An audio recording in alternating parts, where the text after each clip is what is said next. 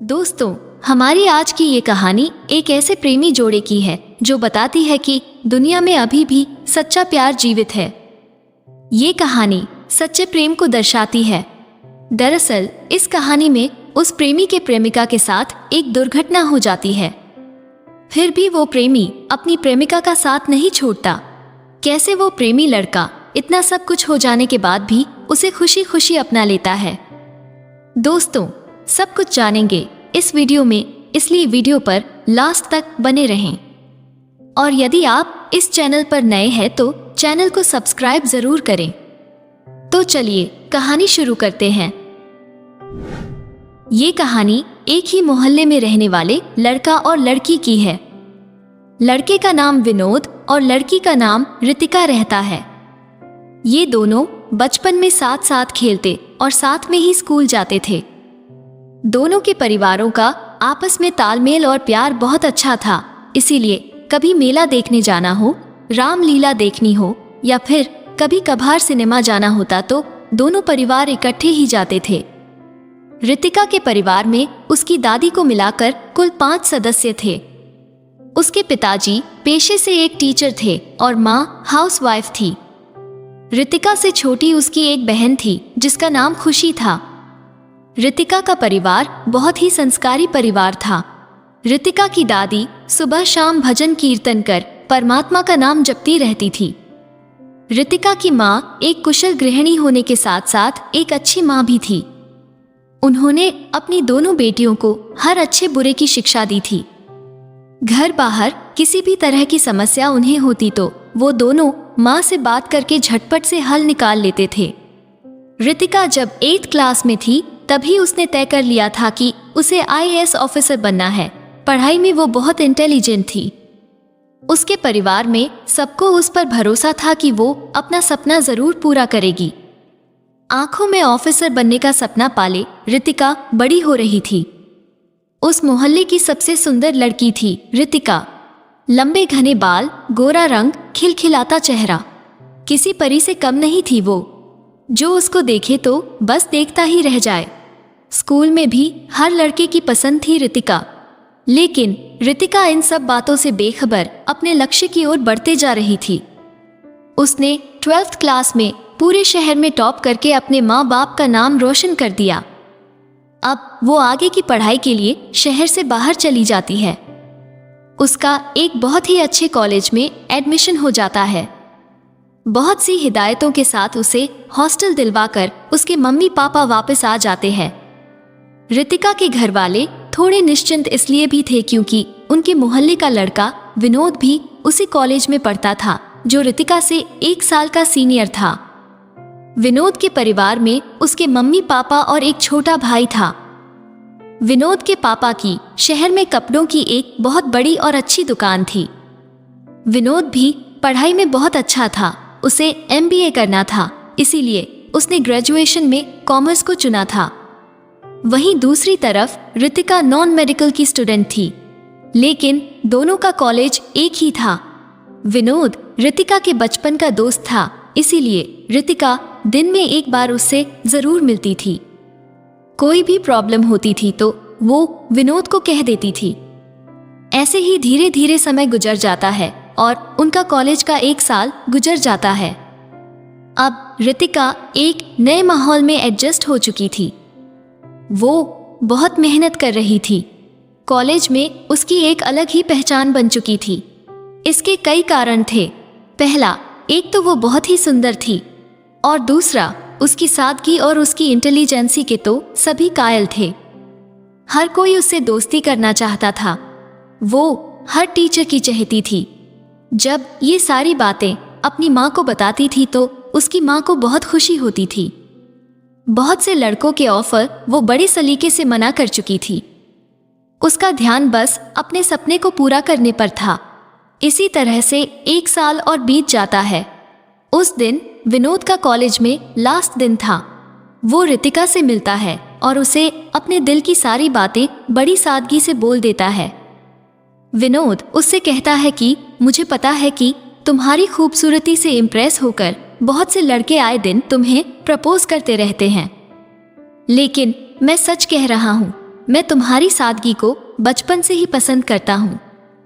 पहले तो मुझे लगा ये महज एक लगाव होगा जो अक्सर युवा अवस्था में हो ही जाता है, लेकिन जैसे जैसे मैं मैच्योर हुआ तब समझ आया कि ये प्यार है।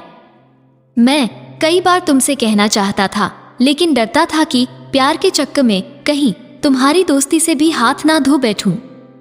यकीन मानो, अगर तुम इतनी खूबसूरत ना भी होती तो भी मैं तुम्हें इतना ही प्यार करता। रितिका उसे एकटक देखे ही जा रही थी। उसने बीते सालों में न जाने कितने लड़कों को ना बोल चुकी थी, लेकिन विनोद का अचानक इस तरह से अपने प्यार का इजहार करना उसे कुछ समझ नहीं आ रहा था कि क्या कहे। फिर भी विनोद को जवाब तो देना ही था। तभी रितिका उससे कहती है कि विनोद, तुम बहुत अच्छे लड़के हो। तुम जिसे भी मिलोगे वो लड़की बहुत ही भाग्यशाली होगी। लेकिन तुम तो मुझे अच्छी तरह से जानते हो, मुझे मेरे सपने पूरे करने हैं, लाइफ में कुछ करना है। इस प्यार व्यार के चक्कर में पड़ गई तो मैं कुछ नहीं कर पाऊंगी। तभी विनोद उससे कहता है कि कौन कहता है तुम अपने सपने पूरे ना करो। तुम वो सब करो जो करना चाहती हो। मैं तो सिर्फ अपने मन की बात को बोल दिया। ये बात तुम्हें आज भी नहीं कहता, लेकिन मुझे MBA करने लंदन जाना है। सोचा कि जाने से पहले तुम्हें सब कह देना चाहता था। मैं तुम्हारी हाँ का इंतजार करूंगा, रितिका। इतना कहकर विनोद वहां से चला जाता है। रितिका थोड़ी उदास हो जाती है। फिर सोचती है कि अगले हफ्ते घर जाऊंगी तो ये सारी बातें माँ को बता दूंगी। अगले ही हफ्ते रितिका घर चली जाती है, लेकिन अब की बार वो थोड़ी खोई खोई सी थी। उसकी माँ ने ये बात तुरंत भांप ली कि कोई तो बात है जो रितिका मुझसे छिपा रही है। रात के खाने के बाद सब काम निपटाकर माँ बेटी छत पर चली आती हैं। वहां आकर माँ ने रितिका से उसकी परेशानी का कारण पूछा। तब रितिका ने झट से वो सब बातें बता दी जो विनोद और उसके बीच में हुई थी। तभी उसकी माँ रितिका को समझाया कि अभी तुम सिर्फ अपनी पढ़ाई पर ध्यान दो, इसमें परेशान होने वाली कोई बात नहीं है। विनोद एक अच्छा लड़का है, उसे घर के सभी लोग पसंद करते हैं, लेकिन तुम दोनों पहले सेटल हो जाओ, उसके बाद रिश्ता करने में कोई हर्ज नहीं है। वो देखा परखा लड़का है, उसका परिवार भी अच्छा है। रितिका अपनी माँ को सब बातें बताने के बाद उसके मन का बोझ हल्का हो जाता है। वो अपनी माँ को एक प्यार भरी झप्पी देकर सोने चली जाती हैं। कुछ दिनों बाद रितिका को अगले सेशन के लिए कॉलेज जाना था। सारी तैयारियां करके उसके मम्मी पापा उसे हॉस्टल छोड़ने चले आते हैं, लेकिन इस साल वहां विनोद नहीं था, इसीलिए उसके मम्मी पापा को उसकी थोड़ी चिंता हो रही थी। लेकिन उन्हें अपनी बेटी की समझदारी पर विश्वास भी बहुत था। रितिका को भी विनोद के बिना अच्छा नहीं लग रहा था, इसलिए उसने अपना पूरा ध्यान पढ़ाई पर लगा लिया। वो कोई कमी नहीं छोड़ना चाहती थी। कॉलेज का लास्ट ईयर था, वो पूरी तरह पढ़ाई में रम जाती हैं। लेकिन एक दिन रॉकी नाम के लड़के की नज़र रितिका पर पड़ जाती है। वो उसकी खूबसूरती देखकर पागल सा हो जाता है।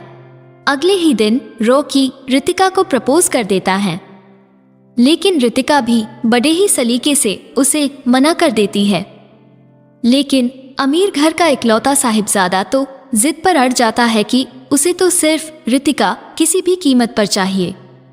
वो हर रोज उसे परेशान करने लग जाता है। रितिका उसकी इन सब हरकतों की वजह से बहुत तंग हो गई थी।